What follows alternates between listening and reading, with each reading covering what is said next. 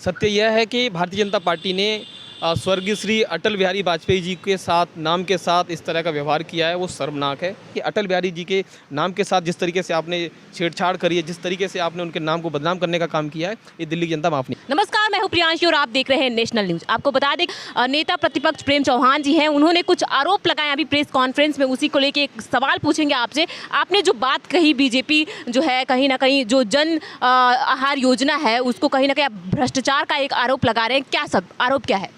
देखिए, इसमें भ्रष्टाचार के साथ साथ दो चीज़ें हैं। पहले तो मैं आपको बता दूं, ये आरोप नहीं है, हमने प्रूफ के साथ दिया है। तो आरोप नहीं है, प्रूफ के साथ देते हैं तो सबूत के साथ होते हैं, इसका मतलब सत्य है। वो सत्य यह है कि भारतीय जनता पार्टी ने स्वर्गीय श्री अटल बिहारी वाजपेयी जी के साथ नाम के साथ इस तरह का व्यवहार किया है, वो शर्मनाक है कि उनके नाम से आपने राजनीति करी। जब उनकी अस्थियों के नाम से आपने पूरे देश में राजनीति करी, जब उनको सम्मान देने की बात आई, जब उनको एक आपने जन अटल आहार योजना के नाम से एक पॉलिसी शुरू करी, एक सिस्टम शुरू किया, आपने उसको बिल्कुल ध्वस्त कर दिया, बर्बाद कर दिया। उसके नाम से आपने सिस्टम से ₹1 लगाने की नहीं सोची।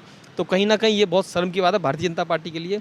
दूसरा इसमें सवाल यही था कि जिस तरीके से सारे जोनों में एक एक कियोस्क लगाया था, तो वो कियोस्क आज कहाँ है? क्या उस कियोस्क को आपने काट पीट के उसको स्क्रैप बना के कोई पार्क बना दिया है, कोई स्टैचू बना दिया है? वो गया कहाँ? ये सवाल सबसे ज़्यादा है कि कहाँ है। अब ये जो इस बार नया बजट जो लेके आए हैं उसमें फिर से कह रहे हैं कि हम 40 कियोस्क कैसे बनाएंगे। मतलब क्या अटल बिहारी वाजपेयी जी का नाम बदनाम करके आपको तसल्ली नहीं हुई है और करना चाहते हो? आप पहले उसमें बजट का प्रावधान करें, उसमें एक सिस्टम से लेके आएँ, तब आप करें। अधिकारियों से पूछते नहीं हो, आप अपनी मर्जी से कुछ भी बना देते हो, उसके बाद इधर उधर से पैसा लाते हो और उस पैसे को खा जाते हो। यही भारतीय जनता पार्टी का काम है। तो कहीं ना कहीं भारतीय जनता पार्टी के नेताओं को बाज आना चाहिए। इस तरह की हरकतें ना करके दिल्ली की जनता देख रही है कि अटल बिहारी जी के नाम के साथ जिस तरीके से आपने छेड़छाड़ करी है, जिस तरीके से आपने उनके नाम को बदनाम करने का काम किया है, ये दिल्ली की जनता माफ़ नहीं करेगी। अच्छा, बार बार आप दिल्ली की जनता का नाम ले रहे हैं, अटल जी का नाम ले रहे हैं, तो आपने ये जो जांच है इसलिए करवाया था कि अटल जी का नाम है इसमें, या फिर दिल्ली की जनता के लिए कराया था, या फिर एमसीडी चुनाव आने वाले हैं इसलिए कराया था? देखिए, ये एमसीडी चुनाव भी नहीं है, दिल्ली की जनता ने भी नहीं बोला है।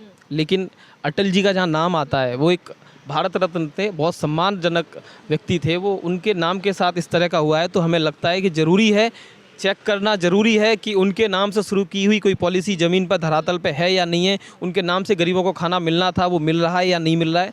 तो जब हम ऐसी चीज़ें करते हैं, जब उसमें डीप में जाते हैं, तो हमें पता चलता है कि दिल्ली की जनता भी यही डिमांड कर रही है और चुनाव भी यही डिमांड कर रहा है कि आप लोग इस तरह के झूठे वादे करके चुनाव में नहीं आ सकते। तो झूठे वादे की बात की आपने कि ऐसे झूठे वादे करके आप चुनाव में नहीं आ सकते। और बीजेपी की बात करें तो बीजेपी 15 साल से एमसीडी में, आपको लगता है इस बार जनता सत्य को वोट देगी?